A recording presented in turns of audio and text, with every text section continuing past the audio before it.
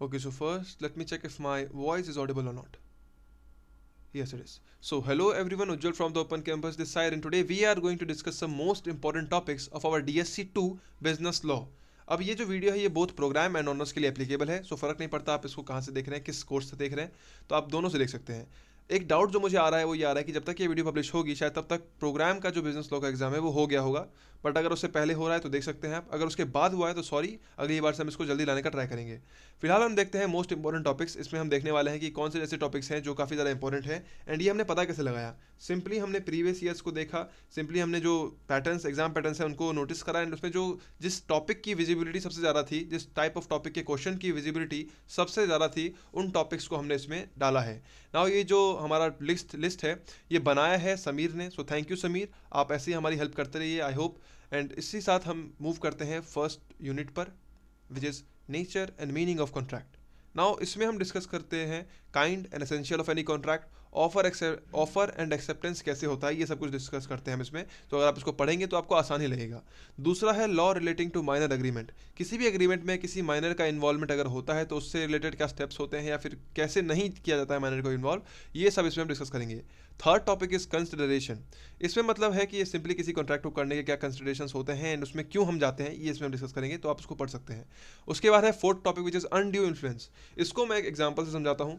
For example I am a party, second party in any agreement या contract, and दूसरी तरफ first party ने मुझे कहा कि आप इस पर साइन कर दीजिए।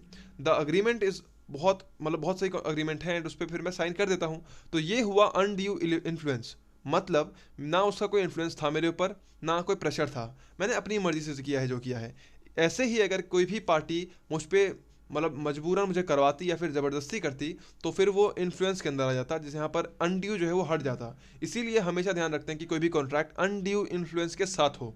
Fifth topic is distinction between fraud and misrepresentation, ये टॉपिक है इसमें। And sixth is difference between void agreement and void contract. इसका डिफरेंस ये पूछा, मतलब ऐसे बहुत सारे टॉपिक्स हैं जिनका डिफरेंस इसने बताया है। Now the most common doubt is distinction and difference. Difference के बीच में डिफरेंस क्या है?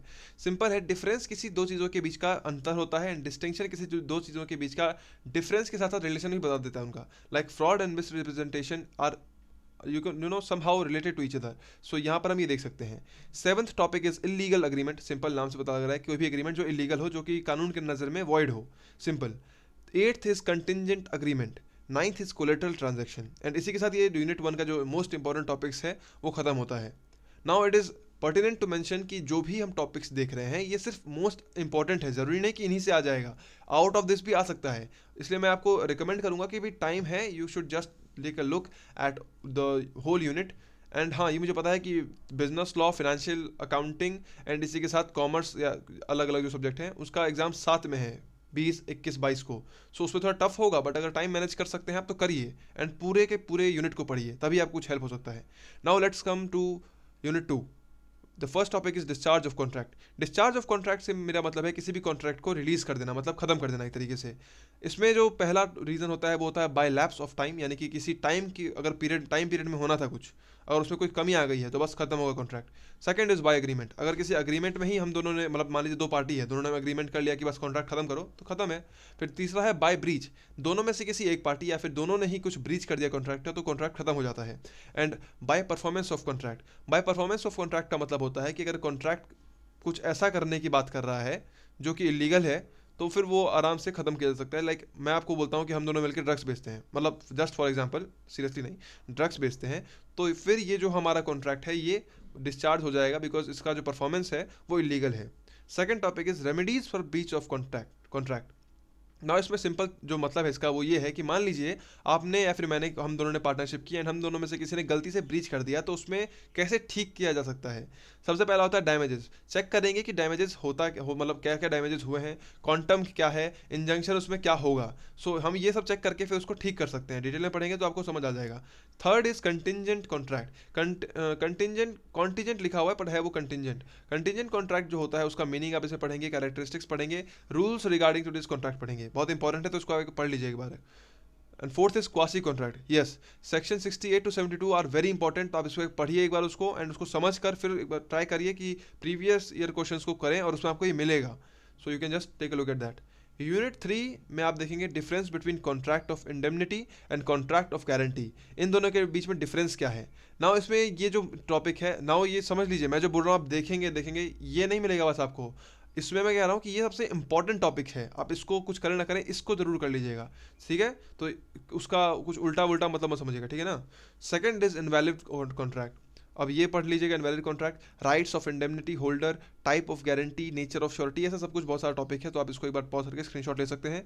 एंड इसी के साथ अगर आप हमारे चैनल पर नहीं जुड़े व्हाट्सएप वाले तो उस पर जुड़ जाइए, क्योंकि उस पर इसका पीडीएफ भी आ जाएगा, तो आप उसको फिर वहाँ से देख सकते हैं। एंड इसी के साथ हमारा फिर शुरू होता है unit 4। Unit 4 is sales of goods act 1930। इसमें आप देख सकते हैं क्या क्या टॉपिक है। Contract of sale of goods act, transfer of property in India, right of unpaid seller against goods. इसमें जितना मुझे याद आ रहा है, इसमें अनपेड सेलर का जो राइट होता है वो सिंपल होता है कि जब हमारा कोई भी पेमेंट होता है, मतलब गुड होता है, तो उसको फ्रीज पे रख सकता है अगर उसको पेमेंट नहीं मिली है तो, मतलब ऐसा बहुत कुछ है उसमें, आप पढ़ सकते हैं, ठीक है। Unit 5 is LLP. नाउ ये पूरा यूनिट ही एलएलपी के ऊपर बेस्ड है, तो उसमें सारा एलएलपी से रिलेटेड सारा का सारा इंपॉर्टेंट क्वेश्चन है।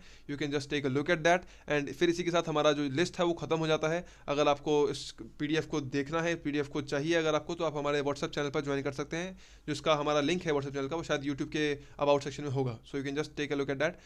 मैं होप करता हूँ कि आपको ये वीडियो हेल्पफुल लगी हो। अगर लाइक मतलब काम की लगी है तो लाइक कीजिए, सब्सक्राइब कीजिए, and thank you so much for watching.